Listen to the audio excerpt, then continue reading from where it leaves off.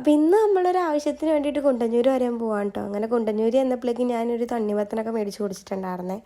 അത് കഴിഞ്ഞപ്പോഴേക്കും അവിടെ നിന്ന് പൊട്ടുവെള്ളരിയുടെയൊക്കെ വില ചോദിച്ചിട്ട് നമ്മൾ നേരെ പനങ്ങാടേക്ക് പോയിട്ടോ. നമുക്ക് അമ്മാമ്മയുടെ നിന്ന് കുറച്ച് ഒരു 2 ബക്കറ്റും കാര്യങ്ങളും കുറച്ച് സാധനങ്ങളൊക്കെ മേടിക്കാനുണ്ടായിരുന്നു. അങ്ങനെ അതൊക്കെ മേടിച്ച് നമ്മൾ തിരിച്ച് വന്ന വഴി ഇവിടുത്തെ സൂപ്പർ മാർക്കറ്റിൽ കയറിയിട്ട് കുറച്ച് സാധനങ്ങൾ വാങ്ങാനുണ്ടായിരുന്നു കേട്ടോ. അങ്ങനെ അതൊക്കെ മേടിച്ചിട്ട് വന്നിട്ട് അമ്മാമ്മയുടെ നിന്ന് മേടിച്ചാൽ ആ ബക്കറ്റൊക്കെ നല്ലപോലെ കഴുകി തുടച്ചൊക്കെ എടുത്തട്ടോ.